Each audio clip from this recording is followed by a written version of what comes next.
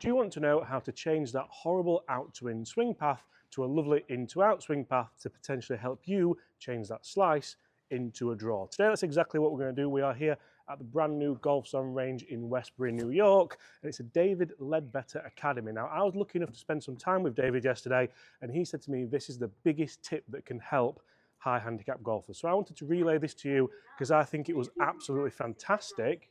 So when you have an out to in swing path, what happens and what does it make the ball do? Because I'm a big believer that ball flight is king, and if we want to hit more fairways, hit longer drives, and generally get good at golf, we need to know exactly what we're doing. So the first thing that generally you will see if you are hitting it a little bit left to right, a little bit over the top or a bit of a slice, is you'll start to see that when we get to the top of the backswing, the club works out in this vicinity here. So that's going to cause a ball flight that does that. So you can see a lot of left to right movement on there, lots of backspin, a missed fairway to the right, and a very short drive. Now, yes, I haven't hit that fully, but if I were to hit that fully and really try and up that club head speed was 80 miles an hour there, so you can see the ball's only gone 153 yards, but you can see how the club passed massively out to in with a face angle that's a little bit closed. If that face angle was open, which a lot of people do, it makes it even worse, because if I try and hit this really hard now, you can really see how much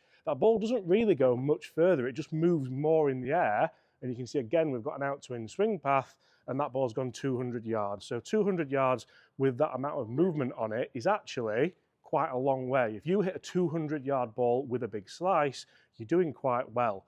So David said to me, he said, James, the big problem is we need to get the face angle better. We also need to get the swing path better. So first of all, we're going to look at face angle. We're going to do that by looking at your grip. So we don't want a weak grip. We don't want to see just this pad of the thumb here for a right-handed golfer. We want to see a couple of knuckles on top there. So I want to see that face a little bit closed at address, which is going to be here. And then, yes, we're going to work on sequencing, but we're also going to make sure that this is a nice, easy tip for you to do. So we're going to change a little bit in the setup that can make this really, really simple. So you can use an alignment stick for this, or you can use randomly an 11 iron, which is a gap wedge, I do believe.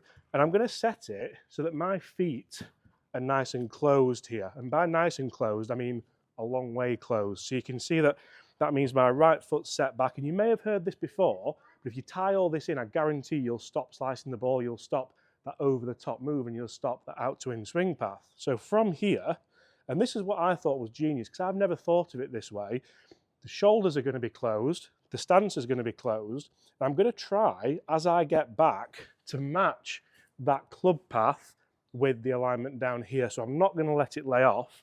I'm going to keep it nice and across here. And these are all tips from Mr. Leadbetter's new book, so go and check that out if you want to as well.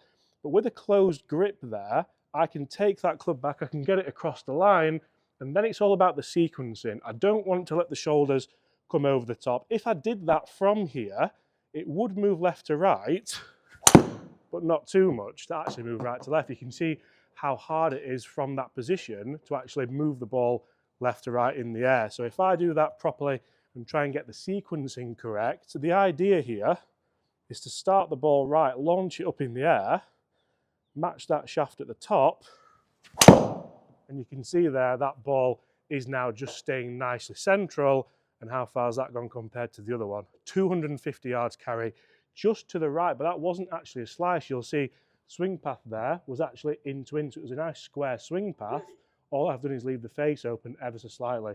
Club head speeds up, ball speeds up, spin rate's down at 2.6, which is perfect. So all of a sudden now, just by changing a few things here, we're not hitting that slice, we're hitting it right to left.